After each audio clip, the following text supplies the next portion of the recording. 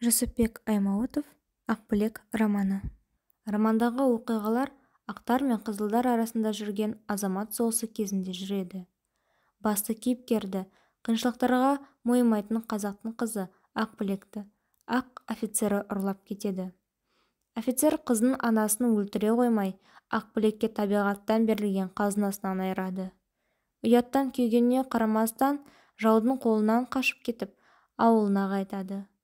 Ақбілекке ауыл адамдарының сөзі емес, әкесінің көзқарасы жүрегіне ауыр тиеді.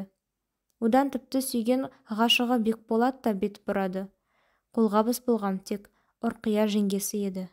Өмірден күйген Ақбілек әлгі офицерден бала күтіп босанады. Бірақ ол сәбиді қолына алмайды.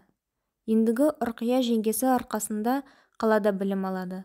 Оқып жүрген кезінде Балташпен танысып, бірін-бірін сүйіп бас қосады.